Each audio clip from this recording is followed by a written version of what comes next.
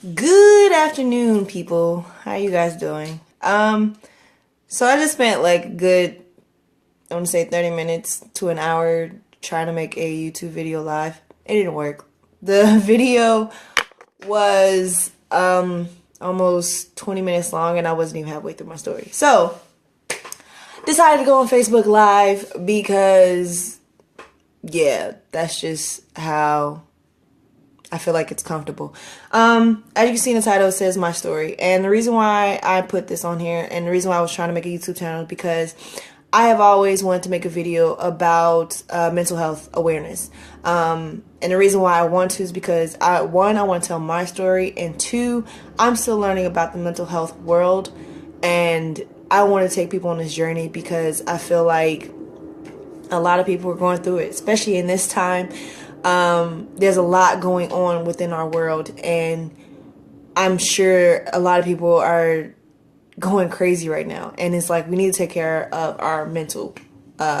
We need to take care of our mindset. So I wanted to come to you guys to follow me on this journey of me still learning about mental health and helping me deal with through day-to-day life and stress. So I guess I'll tell my story. I feel like I've been dealing with depression since I was 10 years old. The reason why I say 10 is because that's what I can remember of how it started and how I felt. I knew what I felt like in that moment when I was 10 until now. So at that time, I didn't know what depression was, but I just felt like something wasn't right and it wasn't of the norm. So that's just kind of how I feel. My story with depression, I want to say is, it's been a journey. It has been a hard journey, but I'm blessed to be at this moment, and I'm blessed to be here because there were so many times where I wanted to take my life. And it surprised every time I wake up. It surprised me that like, yo, I'm here. I made it. So, like I said, I felt like I had started depression when I was, I want to say 10 years old. In high school, I did started cutting myself, just to get rid of the pain because there was just so much going on in my mindset. My relationship with my parents started to change. My relationship with my friends. It was just a lot. And I didn't know how to control it. Like my mind was full chaos and like I didn't know what was going on. It wasn't until I got to college that I really found out what was going on, but now it was the battle and the journey of, I guess you can say, getting through it. I went to Atlanta, Georgia, after I graduated high school, and at that point, you're at that point where you're still finding yourself and you're still trying to figure out who you are. At that point, I didn't know what I wanted to do in life. I didn't know where I wanted to go. I didn't know what my career was. I didn't know exactly who I was. And then you have my mindset telling me so many things that was hurting, I guess you can say. I'm not trying to make this a sad story, but I'm just trying to get this out as quick as possible. So, man, when I got to college, I was still low in my point. Like, I had low self-esteem. I was just going through a lot mentally, and it started really getting bad. Like, it was moments where I didn't want to go to class. I didn't want to go anywhere. And I try to push myself to do things. I joined a step team just to kind of just get out of my mindset, get something to focus on. I was a theater major, and I was happy that I found theater because that kind of helped me focus somewhere else. Memorizing lines and all that kind of stuff, it kind of helped to keep my mind off of certain things that was going on in my head. Moving on through college, it I turned to different things. Theater wasn't helping as much, so I turned to liquor. I turned to weed. I turned to sex, just to get rid of that pain, and nothing was working. I turned to God, but it was more so, I had a different relationship with God. At that time, I didn't believe He was there for me. There was one point I didn't like the fact, I was like, I don't believe in you because I feel like you wouldn't put me through this. If you love me, you wouldn't put me through this. So yeah. So I tried the whole church thing, and in every church that I went to, it just didn't feel comfortable. I didn't feel right to be there. So I kind of looked away from that. As time moved on, I had moved to Texas. Within Texas, that's when I really started drinking. Like, really started drinking to the point where I got alcohol poisoning. I blacked out, ended up in the hospital. And at that point, I was like, all right, need to kind of stop drinking because I'm putting myself in danger. I moved into my own apartment, and that was the most scariest thing ever because I'm just like, I don't want to be with my mind by myself. I don't want to be with my mind by myself. It's the most scariest thing ever. But at the same time, it's like, I want to live by myself. And it's like, moving in by myself after that was the best experience ever. And then I met this gentleman at my school in Texas, and we kind of met around the time it was my birthday, and I was like, yo, I'm going to LA just to visit. I've always wanted to go to LA since high school. I've always wanted to go to LA. So technically, moving from Atlanta to Arlington, Texas, that was my whole plan. I was moving towards California. I didn't realize at the time, but it happened. So, so we visited California, and for my birthday, and we both loved it. We was like, yeah, this is the place. We can definitely see ourselves here. He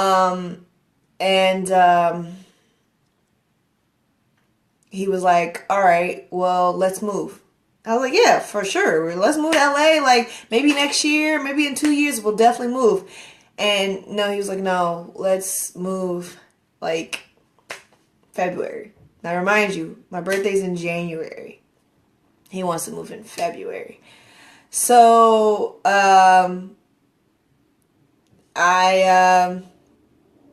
so we packed our stuff. In the middle of my semester at UTA, I packed up my things and I left, and I moved to California. I didn't know anybody in California. I didn't know what was going to happen. I didn't have really anything set in California. So yeah. So I literally packed up my things and moved to California. Crazy. So when we got to California, first of all, we were seeing our apartment for the first time. We did all the paperwork for our apartment through fax and email and telephone calls. So when we got to California, we were seeing our apartment for the first time. It's a small little studio apartment in Koreatown.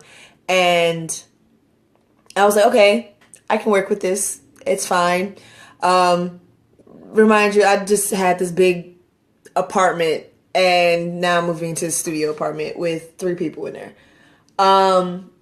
So as our relationship grew, now I'm still figuring myself out. I still had low self-esteem. I still was dealing with my depression, still dealing with my anxiety, and I was still dealing with finding myself of where I want to be in my life. So moving to California with a gentleman that I didn't know for just only a couple of months, and then moving across country and not knowing what to do next, it's very stressful. So I ended up, at this time, I did have my dad is in the military, and he had the GI Bill, so he did give it to me for school. Now, remind you, I used it when I went to Clark, when I went to Georgia State, when I went to UTA, so that's pretty much just about 4 years almost.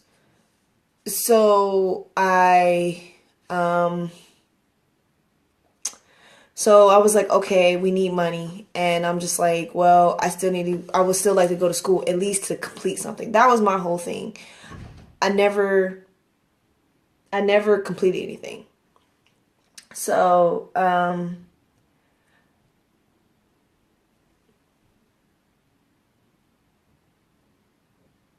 sorry, I think somebody's in my house. But anyways, I I just wanted to complete something. So I went to makeup school.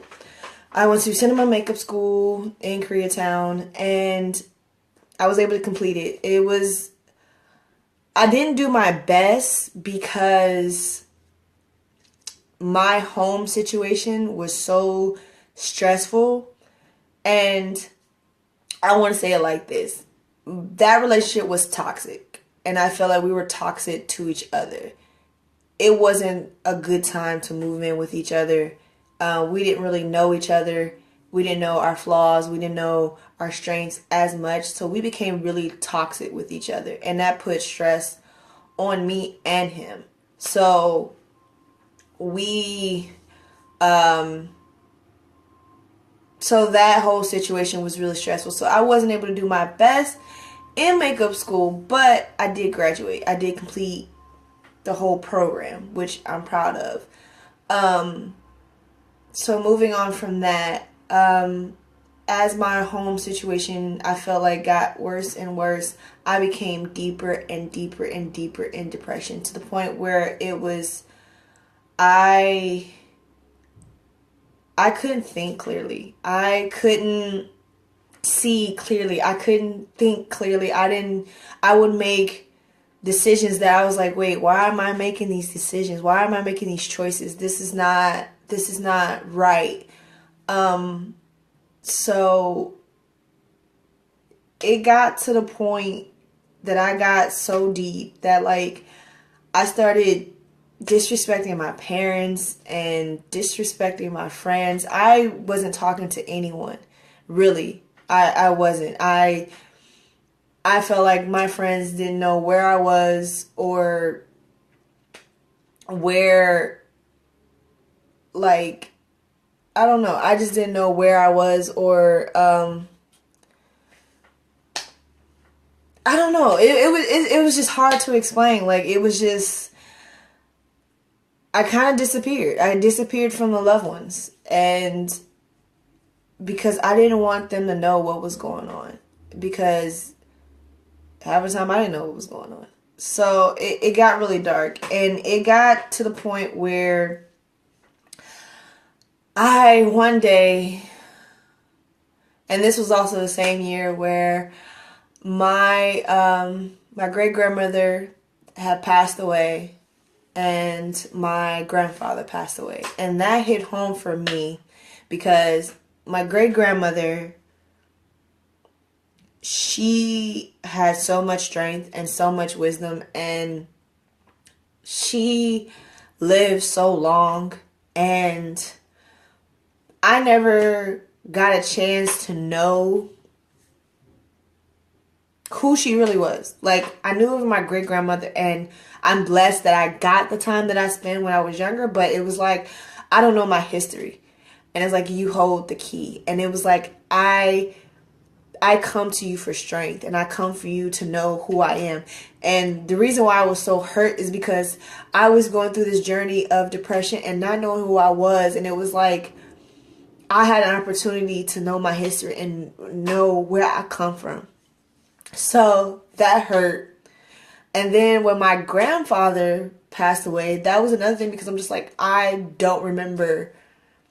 I think I met my grandfather once, and it was just like, life is so short. life is really, really short. And it was just like, I was hurt that I didn't get a chance to really sit down and talk to him and know, like, everybody would say, like, you know, your grandfather was great, he was this, he was that. And it was like, yo, I didn't get a chance to build that relationship.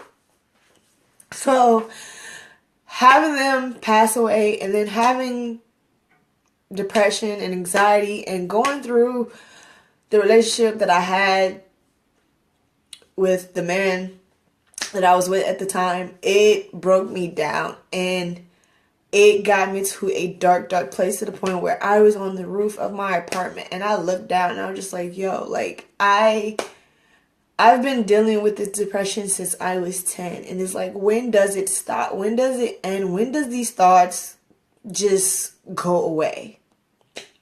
So,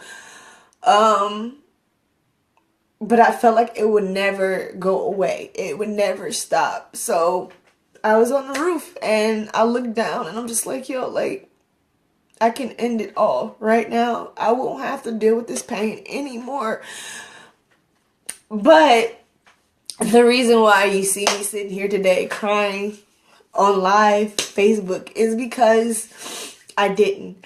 Instead, I called mental health services and they came to my apartment. They evaluated me and they were like, we need to take you to the hospital. So they took me to the hospital. I stayed there for 4 days. Now, let me tell you guys about this hospital that I went to.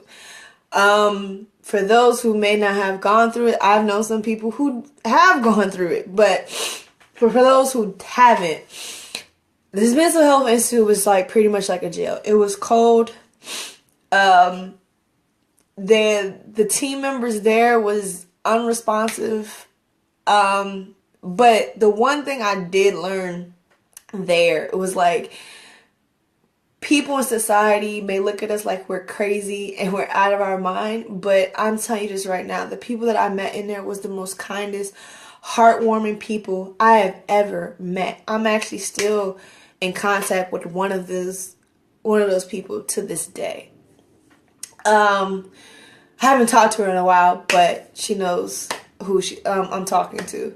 But it was so cold. It was so, like, just, it was heartless. It was so heartless. And at that point, it changed. It changed my mindset completely. I was just like, oh my God, like, is this how you guys treat your patients? Like, I came here to get help. And like, they were like, oh, I would ask them what's in my medication that we're giving us today. They wouldn't tell me. They were like, oh, ask your doctor. I'm like, wait, when can I see the doctor? They were like, oh, in the next 2 days. And I'm like, 2 days? Like, no, like, and I got really upset. I almost cried. They're like, oh, if you cry and a doctor sees it, you won't see him or you won't get out. And I'm like, what kind of sense is that? So I stayed there in 4 days, and this was sometime in December. So I want to say a couple of weeks before Christmas. I want to say 1 week or 2 weeks before Christmas. So this is why I'm making this video, because it's almost Christmas time. It's December 1st. So why not put that out there? So I got out. They released me, and literally I went home. My boyfriend wasn't at home. So I went home, took a shower, got dressed, and I went to work. One of my managers knew where I was at, and and I told him I am coming into work. Because one, I didn't want people to really think something was really wrong, and I didn't want my actual manager to feel like I'm just missing work. So I went to work that day. I got home and I sat there and thought about it, and I was just like, first things first, I need to get out of this relationship. It's too toxic, and we just don't see eye to eye. We're not for each other. So, he went home. He went back home to Texas to visit his family for the holidays, and I went home as well. And I can never forget that day because at this time my parents knew what was going on. So I had a discussion with my father, had a discussion with my mother of how we can, I guess you can say, find a place for me to stay. Because I told him, I was like, I can't stay there. I can't stay there with him. I need to go. So, so I went back home. I actually only stayed at home for like, I think, want to say 2 or 3 days. Felt like one. I came back to LA and I was sitting there thinking like, okay, how am I gonna do this? What do I say to him? So again, like, we have both our names on the lease. The lease is not over yet. This is December. Our lease doesn't end until February. So I'm just like, how am I going to communicate this? So, wow. So I get back to LA, trying to figure out what to say. And I get a phone call from him saying that he won't be able to come home until, I think, like January. So at that point, I packed up my things and I literally was just trying to find a place to stay. Now, remind you, I have no friends and no family. During the relationship, I wasn't really able to make friends, I guess you can say. I wasn't able to really talk to anybody. So at this point, I was like, where do I go? Where do I go? So I started asking local churches, different groups and programs and all kinds of, just asking, okay, where do I go? It got to the point where I was this close to being on Skid Row. This close. Like, I looked it up, like, what time do I have to be there just to get a bed? Like, this close. Luckily, one of my coworkers at my job at that time offered to she's like, oh, you can stay with me. You can sleep on my couch. I was like, perfect. So I moved out and I get to her place and I text him. I was like, by the time you get home, it's like, I'm just letting you know, when you get home, I won't be there. And so that was that. Now I'm sitting in my coworker's apartment, sitting on the couch, and I'm just like, now what? Like, you have went from standing on a roof ledge to being in a mental hospital for 4 days. Then you left a 1-year relationship. You moved out of your apartment. And now you're sitting here. So now what? What do you do now? So I sat there and I thought, and I'm just like, what do I do? Like, I'm officially by myself. The reason why I say I'm officially by myself, because in Atlanta, I have friends. In Texas, I had friends. I had family members. And, living in Atlanta, I wasn't too far from home. So I'm just like, I'm in California. I'm on the other side of the states. And I'm like, I have no family out here. I barely have any friends out here. Like, what do I do? I didn't graduate. I dropped out of school. So I'm like, I don't have a degree. And I'm like, yo, like, what do I do now? So first thing first, it was January. So of course that's my birthday. So I took myself out, went to the movies, just to get a laugh, because I haven't laughed in so long. From that point, I haven't laughed. So I was just like, I did laugh. I mean, don't get me wrong. Me and my relationship with my ex at the time, it wasn't perfect, but we did have moments, But I felt at that time we were at different places in our life. And we just didn't see eye to eye. that's what it was. So, um, we, so I'm sitting here and I'm just like, okay. Next thing you know, I hear a voice say, art therapy. Now, I didn't know what art therapy was. Never heard of it, never heard of the words, never seen the words, nothing. Never crossed my mind, never seen it on my time, like nothing. I've never seen art therapy before. So I was like, okay, what is that? I look and I see that it's pretty much a mixture of art and psychology. Now, for those who knows me, I love science. I've always have since I was young. And I love art. I've been drawing since I want to say 3 years old. So having those two things was wonderful. Now, at this point, I wasn't drawing or painting a lot. So, so I was just like, okay, sorry. I'm trying to see what time it is.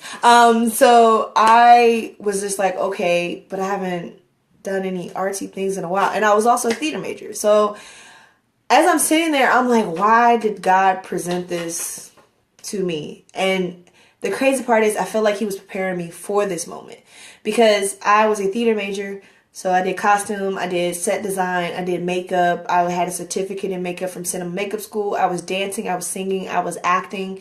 I was doing all these creative. I learned how to play the violin. I learned how to play the guitar. I was doing all these things that considered under the art umbrella. And then going through this whole journey of depression and anxiety and all this stuff, I'm just like, yo, like, this is what I'm supposed to be doing. This is what I am supposed to be doing. So I got super excited and I dug in.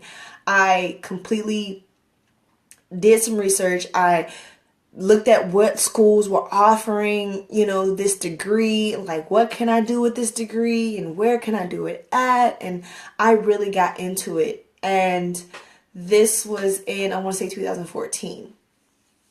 So 2014, some things changed. I moved out of my coworker's apartment and I moved into this lovely lady's house and, lovely apartment from the church that I was going to at the time, and stayed there for, I want to say, almost a year.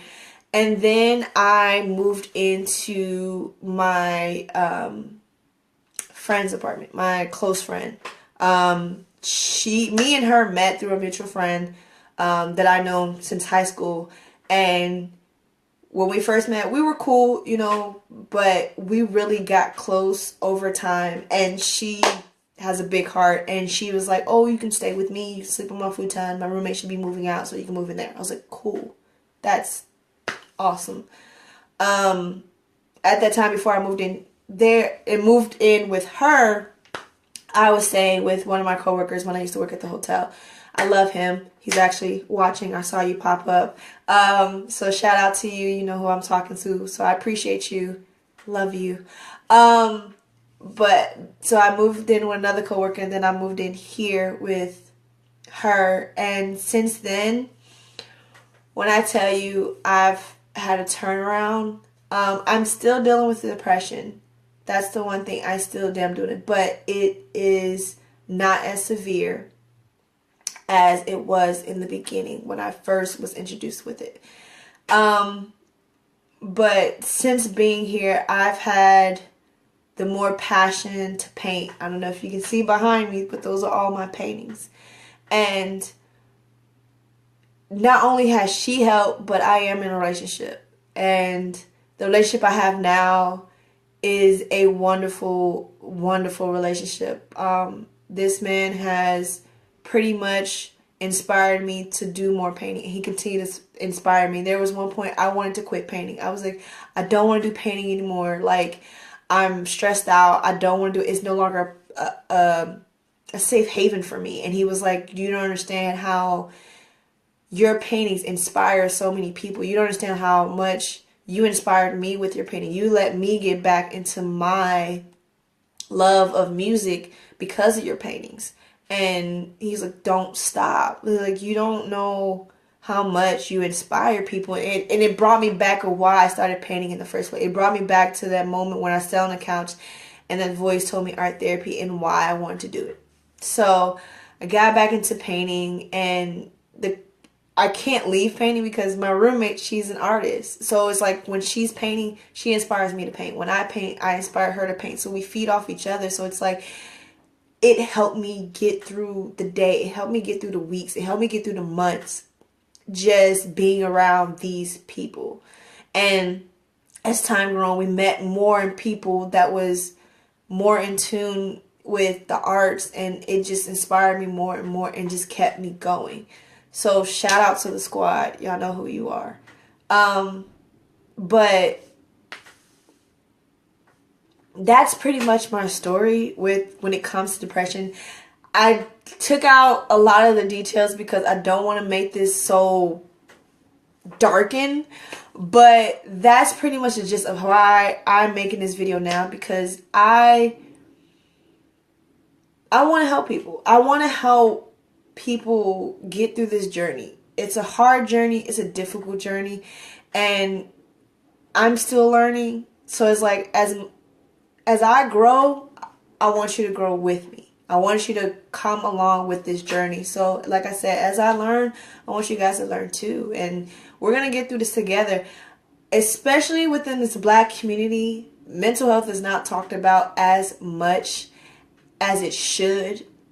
So I really want to, I want to be the face of it. Like, I want to speak up. I want to speak loud about mental health. Like, yo, you may want to turn your back against it. You may not want to talk about it, but it's there. It is so there. It's in your face. It's there every day. Now, some people deal with depression differently. Some have maybe once in a time, or maybe a span of their lifetime, they're going to deal with depression. They're going to deal with it. It's stress. It's stress. Everybody's going to deal with anxiety at some point in their life. Everybody deals with it at one point in their life. They're going to deal with depression and anxiety. But now it's learning how to cope with it. It's learning how to live with it. It's learning how to deal with it and how to make it so that it's not taking over your whole life, that you're still able to enjoy your life. So like I said, I'm still learning. And as I'm learning, I'm going to share with you guys what I've learned. Now, I was going to do this in 2017, have this whole series and all that kind of stuff. But I'm just like, yo, why not do it now? I've always had the fear of not doing stuff now. The minute I think I'm starting that now. Like, I'm starting it now. I told myself, 2017, I'm going to just go out and do it. The minute I say it, the minute I do it. No, we're going to do this now. So,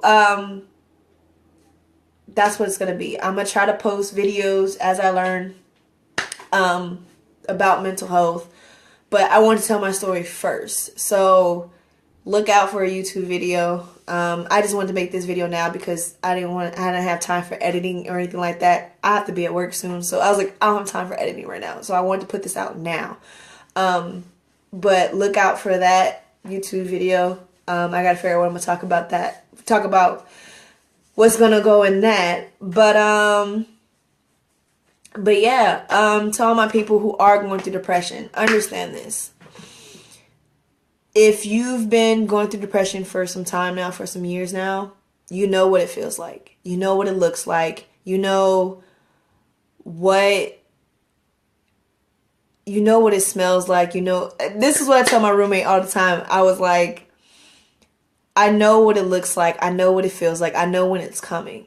And this is my moment to either open the door or not answer at all. Depression is a guess. It's a guess. It's a guess that is constantly knocking on your door and wanting to come in. And there sometimes it sneaks through the window. There's nothing you can do about it. You just got to deal with it. You got to fight head on head. Like, all right, you in my house now, so now we got to fight. Now we go ahead and battle this out. But there are times where it's just like you can feel yourself getting to that point you gotta get out of it. You gotta get out of quick before you get to that point where you just can't do anything anymore. Like I said, like I tell my friends, and actually she just popped up, and I see you, love. You know what it like. You know when that guest is knocking on your door. It's your choice to answer it or not. So I'm gonna leave it off of that. I gotta get ready for work. But I thank for the people who are watching. But like I said, like depression don't go nowhere. But you just gotta learn to know when to answer the door. And I'm gonna leave with also another quote. I actually have it tattooed. When I finally found a breaking point of be able to not get over depression, but learning to control it, I tattooed a big sleeve. This is the biggest tattoo I have, and I'm like, I love it. I'm reminded every day, and it says tomorrow is a new day. You just got to get through today. So if you're depressed right now, if you're depressed, you're low, your anxiety, you're stressed right now, understand that tomorrow is a new day. You have an opportunity to start over. Tomorrow is a new day. You just got to get through today. So try your hardest to get through this day. There's only 24 hours in a day, and it may seem a lot, but think about it. You sleep for 6 to 8 hours, so that's gone. You probably work 8 hours, so that's gone, and then you sleep for another. So you just got to get through today. You just got to get through today. And I know there's going to be a time where you just can't, and I get it, and I understand there's times that you're just not going to be able to get out of the bed, and I get it. But just don't stay down too long. Don't let depression take over your life. Don't let it do it. You guys are intelligent, you guys are smart, and I know it's not easy. Trust me, I get it. It's not easy. I've been dealing with this for so long.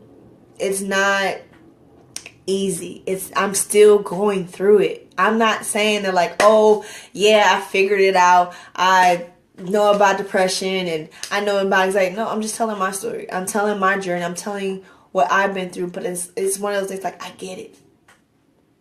I get it. It's hard to get up sometimes. It's hard to go to work sometimes. It's hard to smile sometimes. It's hard to be in a good mood sometimes.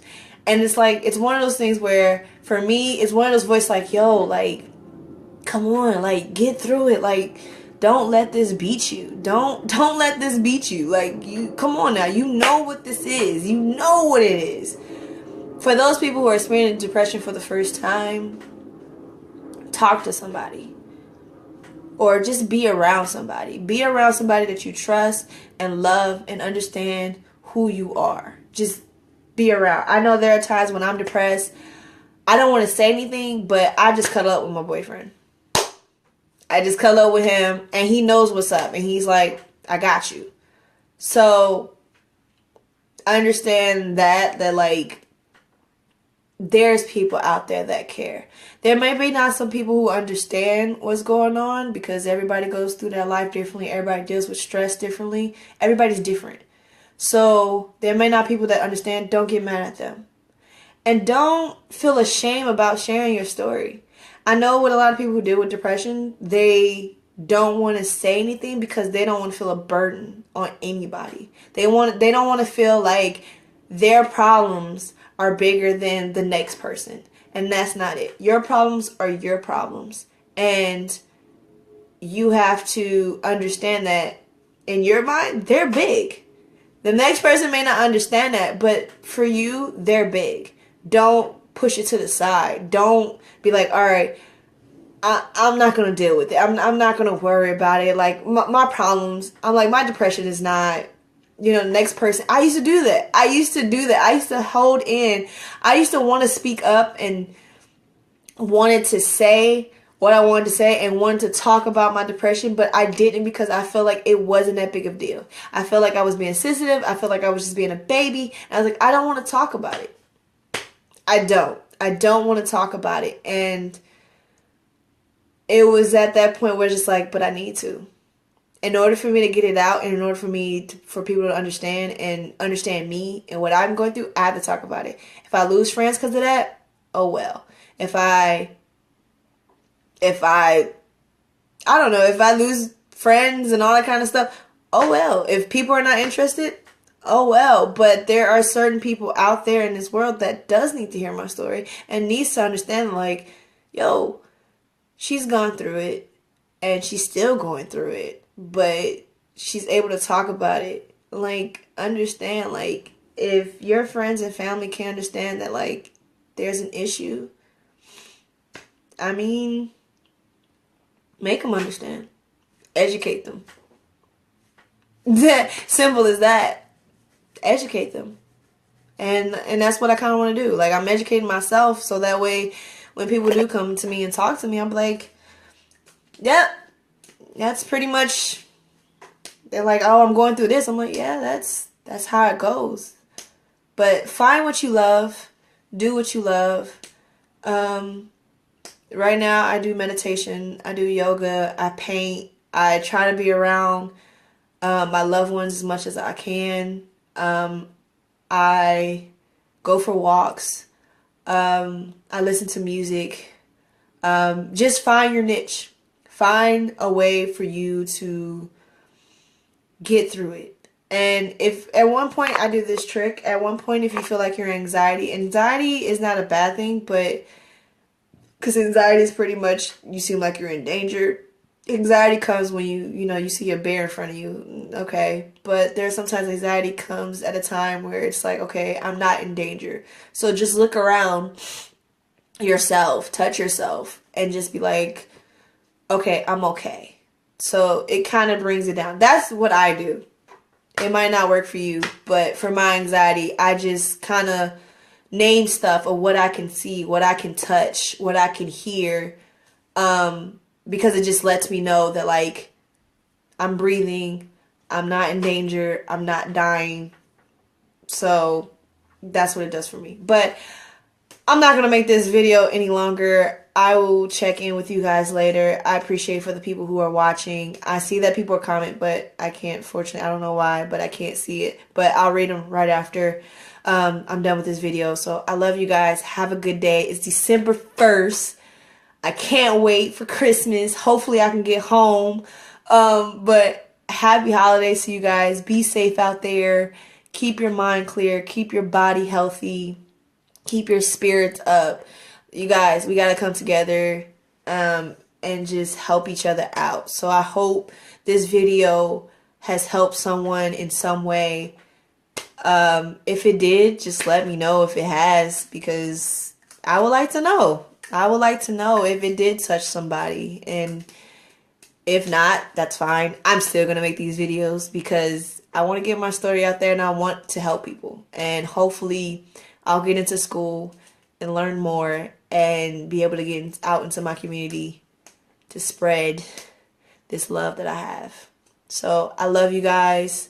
Hope you guys are having a great day. I got to get to work soon. So I just wanted to make this quick video. So love you.